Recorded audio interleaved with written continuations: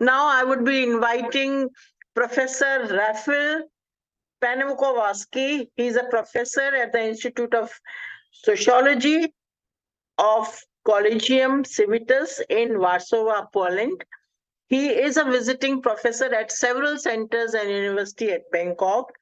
And today his topic of his talk is the motto of never again as an inspiration for non-violent action. Never again. Let us hear him. What does he want to say on this motto of never again? So, Professor Rafal, you are most welcome. Thank you very much indeed. Let me stress I am humbled and honored to be participating in this conference and to be speaking on this panel alongside such eminent speakers. I am currently in Kolkata, but I was born and raised in Poland, a country in East Central Europe. And let me start on a personal note. Anyway, what I have to say today is largely a personal testimony. So how did I learn about the meaning of ahimsa?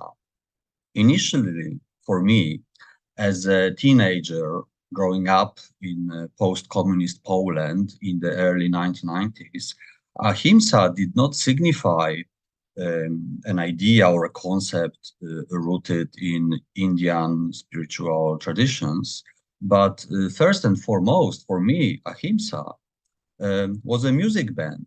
It was a rock band that functioned in Poland in the independent alternative music scene, the hardcore punk music scene, of which I myself was an active and enthusiastic participant.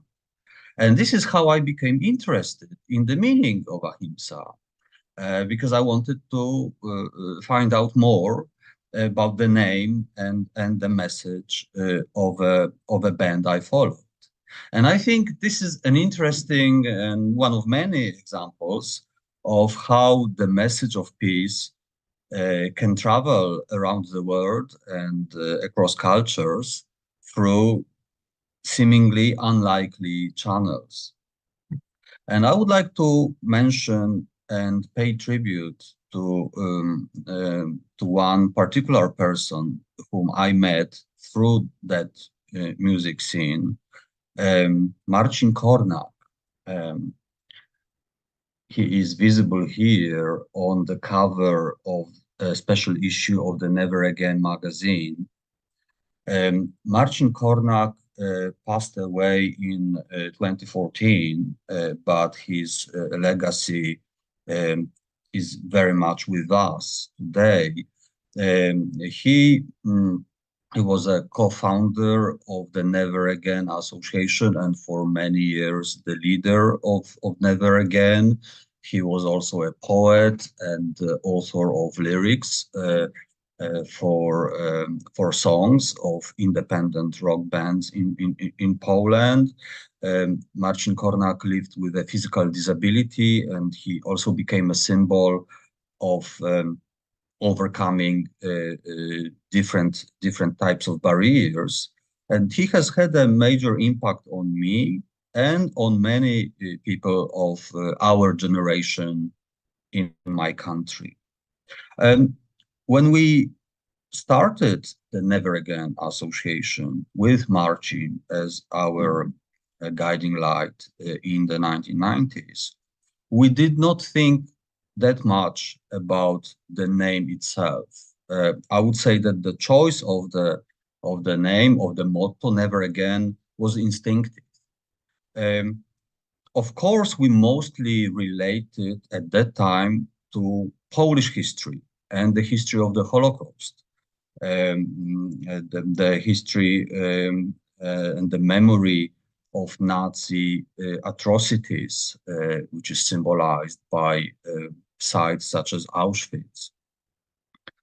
But actually, we mostly at that time cared about the reality of Polish streets, where violence against minorities became a problem, where far-right, racist, extremist hate groups began to operate. And the formation of the Never Again Association was a reaction to this particular issue in Poland. And we initiated a register of hate crime incidents called the Brown Book, a documentation, monitoring of hate crimes. We initiated awareness raising activities, focusing and looking for non-violent alternatives to hate and hate groups active among young people in our country. And we also engaged in efforts to confront and deal with hate speech online, such as Get the Trolls Out initiative. But admittedly, we did not expect that in our lifetime, the words never again would attain an even more profound and dramatic meaning, as in never again war. Well, in the 1990s, of course, we witnessed wars in the former Yugoslavia. But those wars, as real as they were, to us at that time seemed a little distant. They were something that happened on TV screens, like other dramatic events, such as those in Rwanda, that we also learned about from media, but they did not affect us directly. Well, that really changed on the 24th of February 2022, on the day of the invasion against Ukraine. So the war that has happened next door, on our doorstep, in our neighborhood, that has been, the impact of that war has been felt directly in terms of people's fear, anxiety, fear for their safety, the safety of their loved ones, but also, importantly, the impact of the war in Ukraine in Poland has been felt through the presence of a large number of refugees. And once again, on a personal note, in November 2019, together with a friend of Never Again, Venerable Lablu Barua, a Buddhist monk and a peace scholar, we visited Cox's Bazar in Bangladesh. And we saw the biggest refugee camp in the world, the camp of the Rohingya refugees from Myanmar. And I never expected that in my own country, very soon, we would witness a similar or even larger number of refugees. More than 5 million people crossed the Polish-Ukrainian border in the wake of the war, and approximately 2 million of those refugees from Ukraine are in Poland today, and I believe many of them will stay in Poland. So in this sense, the meaning of Never Again has acquired a new context, a context of urgency in our region today. But there is another dimension which is even broader. Since 2017, we have been invited to participate in different events and initiatives in Cambodia, where the phrase "never again" also has a meaning related to the legacy of the atrocities committed in Cambodia by the Khmer Rouge.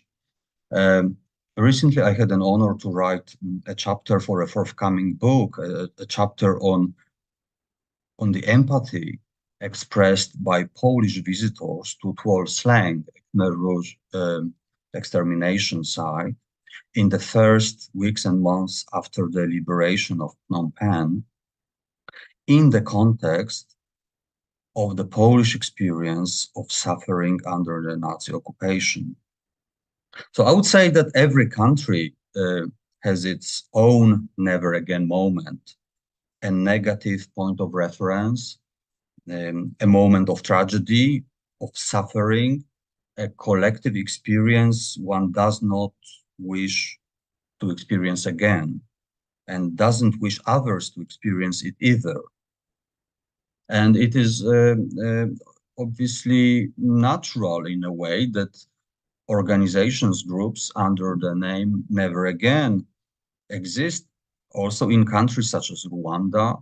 There is one in the Philippines, there is one in the USA, and so on. They are not coordinated, but their very existence illustrates the universality of the message Never Again. Therefore, I believe that the message is universal. We also learned about it through an interesting transnational project supported by the International Holocaust Remembrance Alliance, implemented by the Never Again Association in cooperation with our friends and partners in Southeast Asia, in Cambodia, Thailand, and Myanmar, on identifying and countering genocide denial. It also applies to our cooperation with friends and partners in Bangladesh, where we have collaborated with Shahryar Kabir and other actors active in the field of commemoration of genocide in Bangladesh, where the message Never Again also has a particular significance. So I would argue that the motto of Never Again, the message of peace and nonviolence, is important in building the bridges of solidarity and intercultural empathy. I would like to share with you some examples of those activities through links that I am going to paste in the chat. I'm afraid, Professor. How much time do you still And require? my very last sentence, I would like to be a quote from none other than Mahatma Gandhi, who wrote for a Polish publication, the literally weekly Wiadomości Literackie, that was published in September 1939. So exactly during the first days of World War II, the beginning of the horror. And I quote, "To those in Poland who believe that only truth and love may be the foundation of better days for humanity, and who do everything to serve these ideals with their lives, I send my best wishes and blessings." End of quote. The historical fact of this publication is little known, but I believe these words have a deep and lasting significance across time and space. Thank you very much.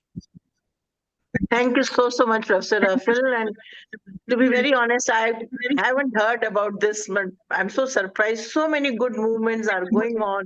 So many people are working on different themes. And this is so crucial and most important that saying, because I have just learned to say no. Now I have to, at micro level, at individual level, I have to start saying never, never again. So I will never waste energy, limited resources, water. I will, I can, so many pledges we can take at individual level, but at the transnational level, at cross countries, there are so many things happening. I would like to know more about it and would be reading, and maybe in contact with you, I would learn more about this.